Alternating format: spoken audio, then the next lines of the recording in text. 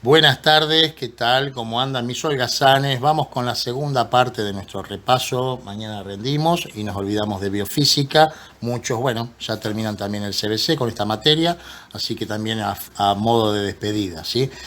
Bueno, vamos a empezar con los ejercicios de exámenes que tenemos nuevitos, ¿sí? Y bueno, no se olviden que en la descripción del video les dejo los sitios donde tienen un montón de ejercicios para practicar, ¿sí? Ahí vamos metiendo siempre todo lo nuevo que nos van enviando. Así que bueno, arranquemos con los ejercicios del día. Dice el primero de cinemática, vamos a empezar.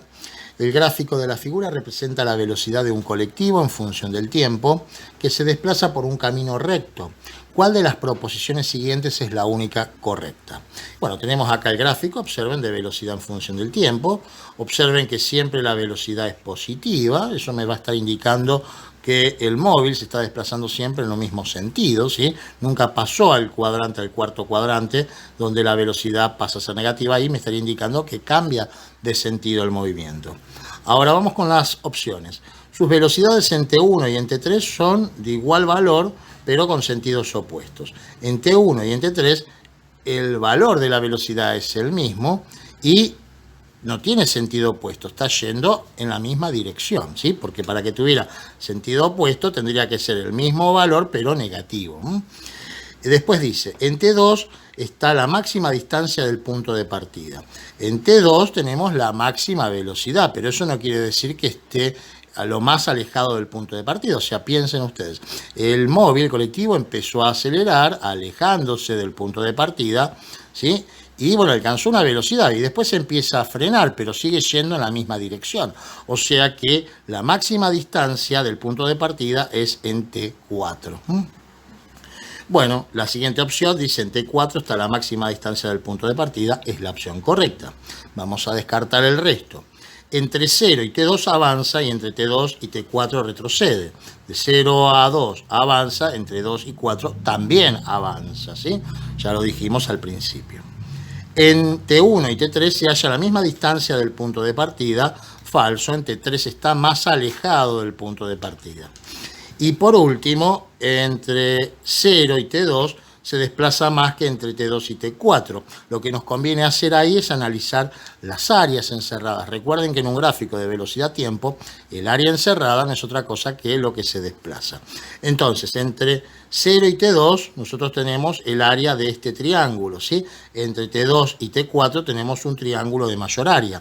O sea que entre T2 y T4 se va a desplazar más que entre 0 y T2. Y bueno, pasamos al siguiente ejercicio.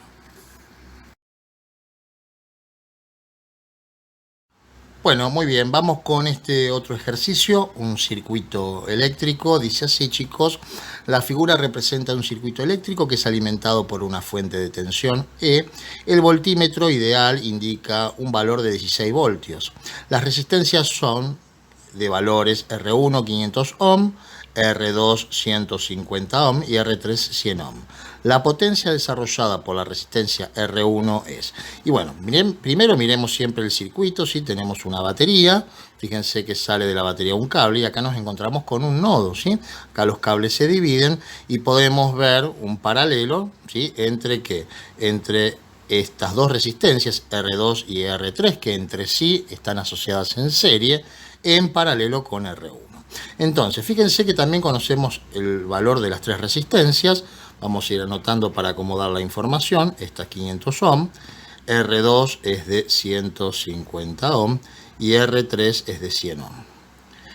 Nosotros podemos observar, ¿sí?, un voltímetro que está indicando la caída de tensión que se produce sobre la resistencia 3, ¿sí?, asociado en paralelo, como siempre se disponen los voltímetros para poder medir. Bien, lo que voy a hacer en primera instancia es calcular la intensidad de la corriente que atraviesa R3, que va a ser la misma intensidad de corriente que circula por todo este cable, ¿sí? Para lo cual planteamos la idea, ¿sí? V igual a R por I. V es lo que me indica el voltímetro, 16 voltios, R, 100 ohm, por la intensidad de la corriente. Pasamos dividiendo y bueno, me queda 0,16 amperes, quedaría esto, ¿sí? Ya conocemos la corriente que atraviesa a R3 y también atraviesa a R2. Entonces, con esta corriente y esta resistencia, nosotros podríamos calcular la caída de tensión que se produce sobre R2. Conociendo eso y sumándole la caída de tensión que se produce en R3, tendríamos la caída de tensión del paralelo. O sea, eso me va a permitir trabajar en el otro cable. Entonces, vamos con la caída de tensión en 2. B2, vamos a poner, va a ser igual a R2 por la intensidad de la corriente que circula por ese cable. Entonces, B2 es igual a R2, 150 ohm, por lo que calculamos recién, 0,16 amperes. Y esto nos queda, veamos, 150 por 0,16 me da 24 voltios. 24 voltios más los 16 voltios que caían en R3, tenemos 40 voltios. O sea, la caída de tensión del paralelo es de 40 voltios. Conociendo la caída de tensión que ocurre en R1, ¿sí? Porque está en paralelo, y conociendo la resistencia ya podemos calcular lo que nos piden, que es la potencia disipada. Entonces, la potencia va a ser igual a la caída de tensión al cuadrado dividido la resistencia, o sea, 40 voltios al cuadrado sobre 500 ohm. Y de esa forma, bueno, llegamos a lo que estamos buscando. 40 al cuadrado dividido 500 me queda 3,2. Como esto está todo en el sistema internacional, serían watts, ¿sí? Y de esa forma, bueno, llegamos al resultado. Chicos, seguimos practicando.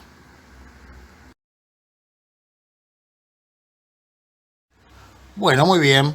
Vamos con otro ejercicio de dinámica. Dice, cierto móvil avanza 10 metros por segundo. Para frenar hasta detenerlo en una distancia de 20 metros, actúa una fuerza resultante constante de 200 kilogramos fuerza. Calcular la intensidad de la fuerza resultante necesaria para detenerlo en la misma distancia si avanzara a 20 metros por segundo. O sea, al doble de velocidad. Entonces ya a simple vista sale la respuesta, que es 800 kilogramos fuerza. ¿Por qué? ¿Qué estoy pensando? Y bueno, lo siguiente. Si va al doble de velocidad, el auto inicia, el móvil inicia con el cuádruple de energía cinética. O sea, la energía cinética es directamente proporcional al cuadrado de la velocidad. O sea, si tiene 4 veces más energía cinética, que no la vamos a calcular, la podríamos, pero para eso necesitaríamos calcular primero la masa, ¿sí? Esa energía cinética se termina perdiendo en ambos casos, porque en ambos casos el móvil se detiene. ¿Y por qué se detiene? Bueno, por el trabajo de las fuerzas no conservativas, por el trabajo de esta fuerza que estamos analizando nosotros ahora. Y la distancia para detenerse es la misma, por lo tanto, si ese trabajo es 4 veces mayor, ¿sí? La fuerza tiene que ser 4 veces mayor. Por eso es 800, o sea, 4 veces este valor, ¿sí? Pero no lo vamos a hacer de esa manera, vamos a hacerlo desde las leyes de Newton para que ustedes tengan más herramientas. Vamos a empezar calculando la aceleración que sufre el móvil cuando viaja a 10 metros por segundo, para lo cual podemos usar la ecuación complementaria, por ejemplo. Sabemos que la velocidad final va a ser 0. Yo quiero saber la aceleración, para lo cual voy a poner menos velocidad inicial al cuadrado, o sea, menos 10 metros por segundo elevado al cuadrado, dividido 2 por el desplazamiento, que me dice que son 20 metros, ¿sí? De esta forma tendríamos la aceleración. Acá, perdón, este menos va afuera, ¿sí? 10 al cuadrado es 100, dividido 40. Me da menos 2,5 metros sobre segundos al cuadrado. Ya tenemos entonces la aceleración. Si nosotros planteamos que la sumatoria de fuerzas es igual a la masa por la aceleración, la fuerza que me están dando es de 200 kilogramos fuerza. O sea, multiplicamos por 10 para que nos quede Newton. Y de esta forma podríamos calcular la masa del cuerpo, ¿sí? La sumatoria de fuerzas tiene que ser negativa, la fuerza tiene que estar actuando en sentido contrario al movimiento, por lo tanto, ahí se me van a simplificar los signos, ¿sí? Serían 2000 dividido 2,5, eso me da una masa de 800 kilogramos. Entonces ahora empecemos el proceso al revés. Ahora lo que vamos a hacer es calcular la nueva aceleración, ¿sí? La aceleración que tendría si iniciara con una velocidad de 20 en vez de con una velocidad de 10. O sea que me va a quedar exactamente lo mismo, pero acá en vez de 10, 20, ¿sí? Porque se tiene que detener en la misma distancia. Y bueno, me queda 20 al cuadrado es 400, dividido 40, me queda menos 10 metros sobre segundos al cuadrado. Ya teniendo esta aceleración y conociendo la masa, la sumatoria de fuerzas tiene que ser igual a la masa por la aceleración, o sea, 800 kilogramos, ¿sí?, por menos 10 metros sobre segundos al cuadrado. Y bueno, ahí me va a quedar la sumatoria de fuerzas igual a menos 8000, quedaría newton, ¿sí? Y como está en kilogramos fuerza, esto lo dividimos por 10 y me queda menos 800 kilogramos fuerza, ¿sí? El signo lo que me está indicando es solamente es que va en sentido contrario al movimiento, y de esa forma también llegamos a la respuesta, como yo les decía en un principio. Chicos, seguimos practicando. Bueno, muy bien, es la hora de termodinámica. Vamos con este ejercicio que dice: un mol de un gas ideal monoatómico evoluciona entre los estados A y C por dos procesos distintos, 1 y 2. No se llega a ver muy bien, pero el proceso 1 es este. Acá tenemos A, B y C. Estas serían las evoluciones. Y después tenemos un segundo camino, una segunda evolución directa de A a C, ¿sí? Dice: proceso 1 pasa del estado A al estado C pasando por B, que sería este recorrido. Proceso 2 pasa del estado A directamente al estado C. Y bueno, acá tampoco capaz se llega a ver muy bien, pero tengo un volumen inicial y una presión inicial en A, ¿sí? Y cuando llegamos a C tenemos el doble del volumen inicial y la presión se redujo a la mitad, ¿sí? Un medio de la presión inicial.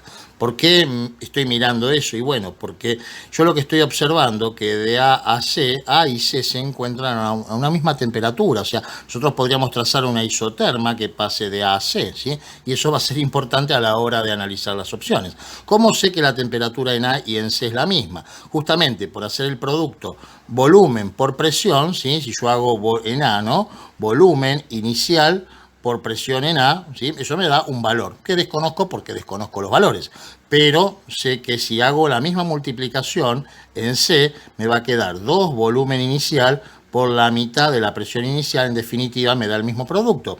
Al darme el mismo producto, yo puedo afirmar que las temperaturas son las mismas. Bueno, ya lo hemos explicado en un montón de vídeos el porqué. Entonces, importante que A y C están a la misma temperatura. Vamos con las opciones y vamos con la consigna, ¿no? Determinar cuál de las siguientes afirmaciones es la única correcta. Y bueno, tenemos U energía interna, Q calor, L trabajo. Para el proceso 1 me dice la variación de energía interna es menor a 0, y para el proceso 2 la variación de energía interna es mayor a 0. Es falso, porque al estar A y C a la misma temperatura, la variación de energía interna no es ni mayor ni menor a 0, es igual a 0, hagamos el camino que hagamos, porque no nos olvidemos que la energía interna es una función de estado. Después dice: el gas recibe trabajo en ambos procesos y el módulo del trabajo 1 es mayor al módulo del trabajo 2. Bueno, veamos. Recibe trabajo, o sea que el trabajo tendría que ser externo, el trabajo tendría que ser negativo. ¿Qué pasa en ambas situaciones? De A a C ocurre una expansión del gas pasando por B, y sin pasar por B también se produce una expansión, o sea que el gas no recibe trabajo, sino que el gas hace un trabajo. Ese trabajo es positivo, ¿sí? Así que ya es falsa la afirmación cuando me dice que recibe trabajo. Para el proceso 1, la variación de energía interna es mayor a 0, y para el proceso 2 es menor a 0, ya queda descartada, ¿sí?, por lo que dijimos en el ítem A. Después dice: el gas absorbe calor en ambos procesos y el calor absorbido en uno es mayor al calor absorbido por el camino 2. Bueno, vamos a analizarlo eso desde el primer principio de la termodinámica, ¿sí? Nosotros sabemos que el primer principio nos plantea que la variación de energía interna es igual al calor intercambiado menos el trabajo. Como la variación de energía interna de A a C vale 0 y yo paso el trabajo sumando, me queda que el trabajo realizado por el gas va a ser igual al calor absorbido. El trabajo es positivo porque el gas se está expandiendo, lo está haciendo él el trabajo. Por lo tanto, el calor es absorbido. Entonces, ¿Tenemos calor absorbido en ambos procesos? Sí. Ahora vamos a ver si por el proceso ABC es mayor, igual o menor al proceso AC.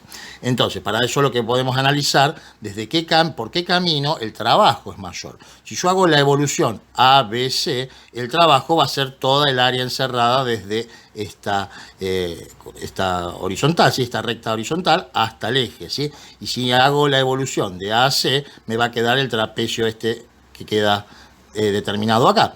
Obviamente, el área de A a B, el área por debajo de la curva, va a ser mayor que el área debajo de la otra curva de AC. Por lo tanto, el trabajo por la evolución ABC es mayor al trabajo por la evolución AC directa. Entonces, si el trabajo es mayor, el calor absorbido también va a ser mayor y efectivamente es la opción correcta. Vamos a descartar el resto, ¿sí? Después dice, la energía interna del gas aumenta más en el proceso 1 que en el proceso 2. Dijimos que no hay aumento de energía interna, ¿sí? La variación de energía interna vale 0 por ambos caminos. Y después dice, el gas realiza trabajo en ambos procesos, hasta ahí venimos bien, pero me dice que el trabajo 1 es menor al trabajo 2 y es exactamente lo contrario a lo que dijimos recién, ¿sí? Así que bueno, vamos con el otro, chicos.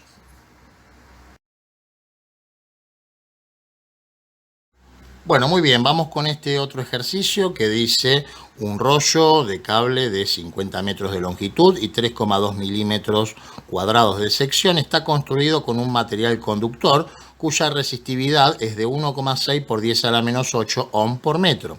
La resistencia eléctrica del rollo es, bueno, la resistencia eléctrica, ¿sí?, de ese rollo va a estar determinado por el coeficiente de resistividad, ¿sí?, eso multiplicado por el largo, ¿sí?, a mayor largo, mayor resistencia, dividido la sección o el área del cable al cuadrado, ¿no?, que son, la resistencia es inversamente proporcional al cuadrado del área, de la sección transversal del cable.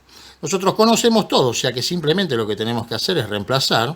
Tenemos 1,6 por 10 a la menos 8 ohm por metro, por el largo, que está en metros ya, así que ponemos por 50 metros, y a esto lo vamos a dividir por la sección. La sección son 3,2 milímetros cuadrados, pero lo vamos a pasar a sistema internacional, a metros cuadrados, o sea que lo vamos a tener que dividir por 1.000.000, ¿sí? Porque quedaría, a ver, fíjense, nosotros tenemos metro cuadrado, decímetro cuadrado, centímetro cuadrado, milímetro cuadrado. Entonces, 1 metro cuadrado yo tengo que ir completando con 2, ¿sí? Porque estamos unidades de área. Entonces, 1 metro cuadrado es lo mismo que 1.000.000 de milímetros cuadrados. Entonces hacemos 3,2 dividido 1.000.000, 3, 1, 2, 3, ahí estamos.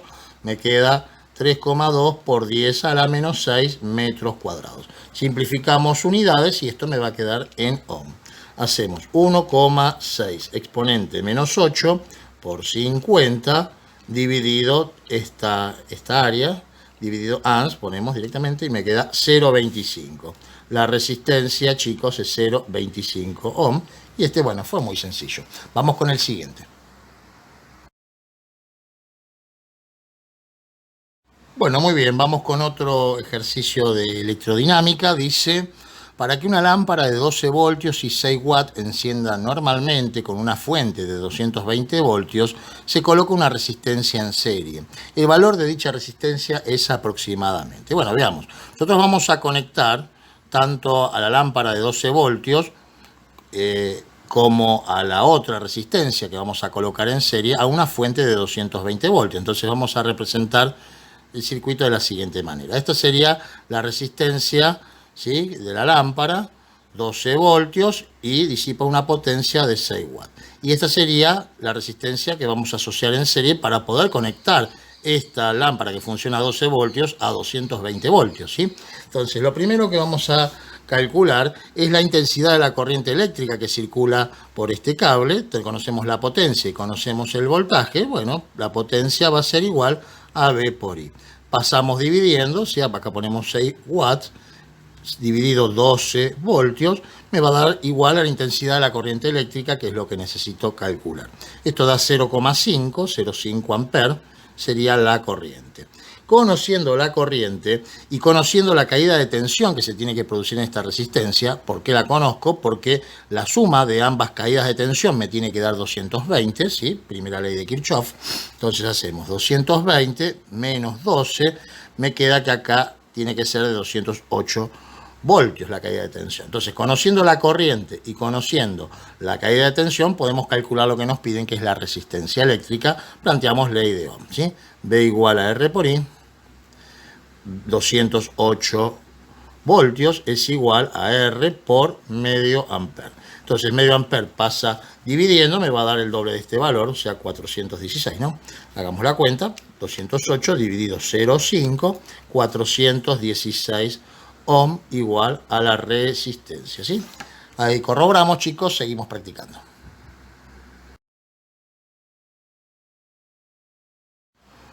Bueno, muy bien, vamos ahora con un ejercicio de electrostática. Dice, la figura muestra dos cargas eléctricas, Q1 y Q2, de signo opuesto, y módulo 5,9 microcoulomb, ¿sí? Separadas por una distancia de 11,8 metros. El punto A se encuentra en el punto medio del segmento que une ambas cargas. Entonces, el vector campo eléctrico total en A, me dan como dato la constante de Coulomb, ¿sí? Y bueno, tenemos que ver cuánto vale, cuál es la intensidad de ese campo eléctrico en el punto medio y hacia dónde apunta, ¿no?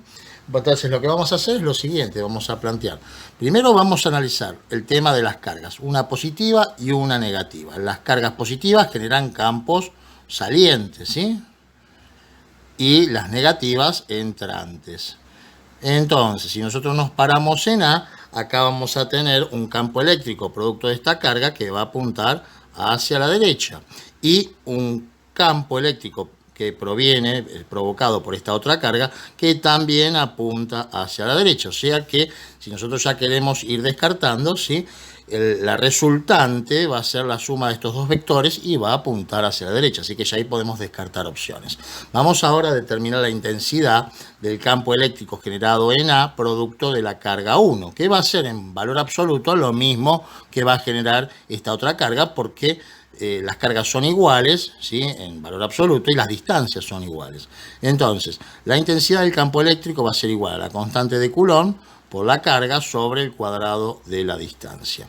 La constante de Coulomb es 9 por 10 a la novena newton metro cuadrado sobre Coulomb cuadrado. Por la carga, 5,9 está en microcoulomb, o sea, lo voy a multiplicar por 10 a la menos 6 para que me quede en coulomb. Y esto lo vamos a dividir por la distancia, que ya está en metros, 11,8 metros al cuadrado, ¿sí? Bueno, simplificando unidades, esto me va a quedar, coulomb se va a ir con el cuadrado, acá me va a quedar en metros cuadrados, que se va con metro cuadrado, y me queda en unidad de campo, que es newton sobre coulomb. Hagamos las cuentas, y a este valor lo vamos a tener que multiplicar por 2. 9 exponente 9 por 5,9 exponente menos 6 dividido 11,8 al cuadrado. Me da 381, o sea, estamos considerando, ¿sí?, el campo generado en A producto de esta carga, pero como el campo que genera esta otra carga tiene igual magnitud y los vectores apuntan para el mismo lado, tengo que sumarlos, o sea, en definitiva multiplicar esto por 2. Entonces la respuesta va a ser 762 newton sobre coulomb. Entonces vamos directamente a la que está tildada acá.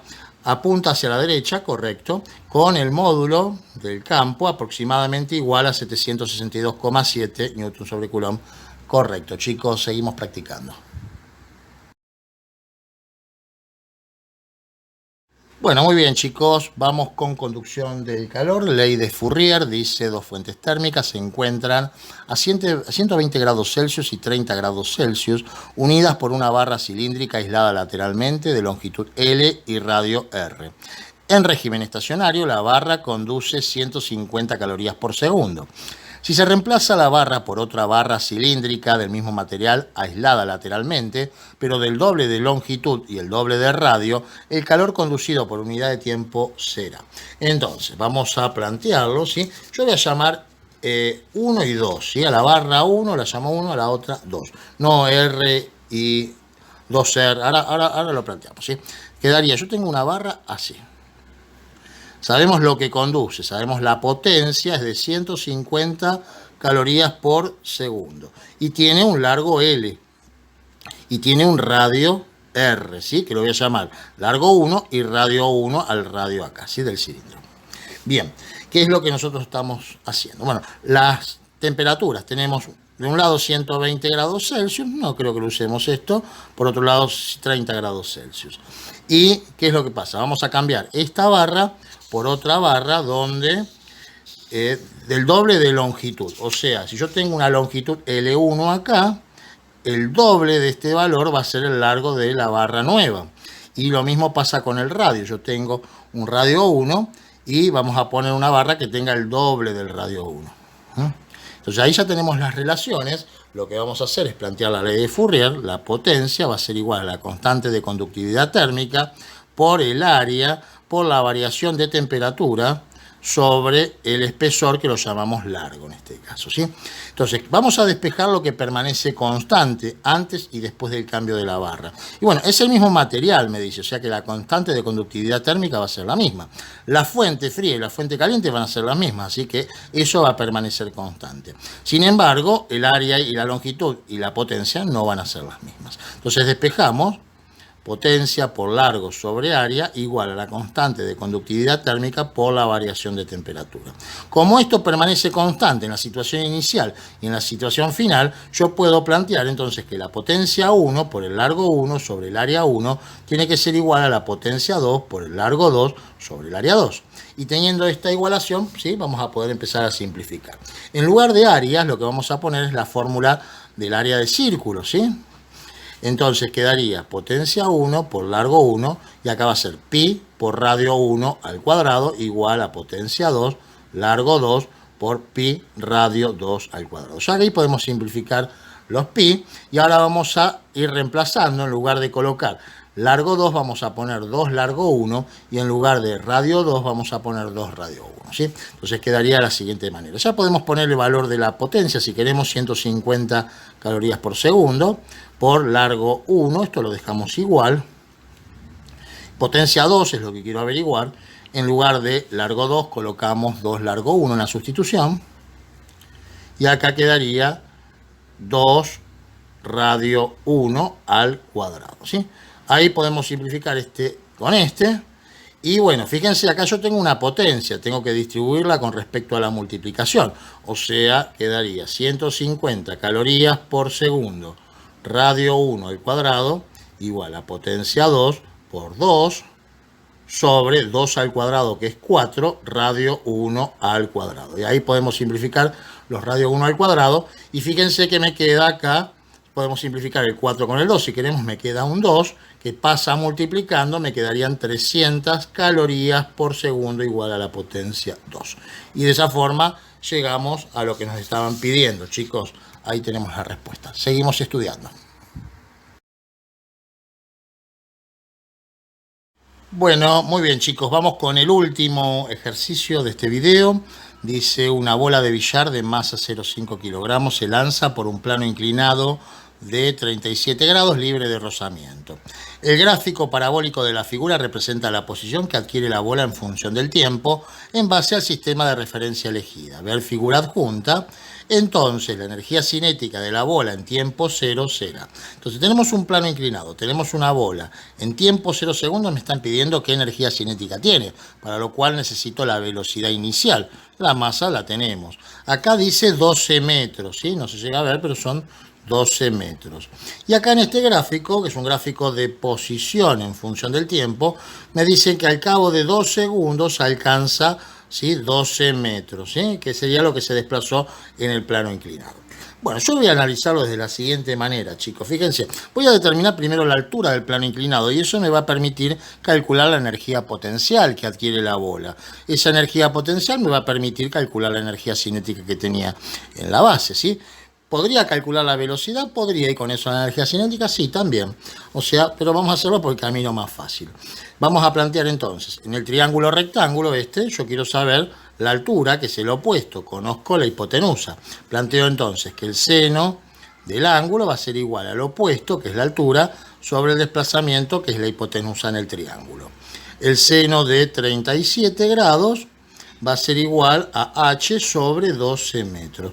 Pasa 12 metros multiplicando, me queda seno de 37 por 12, me da una altura de 7,22 metros, ¿sí? Entonces, calculemos qué altura potencial adquiere. Bueno, energía potencial igual a la masa por la gravedad por la altura. Masa 0,5 kilogramos, gravedad 10 metros sobre segundos al cuadrado, por altura 7,22 metros. La energía potencial va a ser de 0,5 por 10, que nos da 5, por 7,22, me da 36,1 Joule. Y esta va a ser la respuesta. ¿Por qué? Porque toda la energía que nosotros tenemos acá, la energía mecánica que tenemos, vamos a suponer, en el punto A, tiene que ser igual a la energía mecánica en B. No hay trabajo de fuerzas no conservativas, me lo dice el enunciado, ¿sí? Entonces, toda la energía mecánica en A tiene que ser igual a la energía mecánica en B. ¿Cómo determino la energía mecánica en A? No hay potencial porque está en el suelo, o sea, es todo energía cinética. Y en la altura máxima, porque la pelota la bola se detiene a los 12 metros, luego de recorrer 12 metros o de subir 7 y pico, es toda energía potencial, se detiene, no hay energía cinética. Entonces acá ya tenemos la relación. Nosotros calculamos esto, la energía potencial en B va a ser igual a la energía cinética que tenía en el punto A. Así que, chicuelos, holgazanes, eso fue todo. Espero que les sirva. Y bueno, a seguir repasando. Descansen antes de ir al examen. Y muchos éxitos. Chau, chau.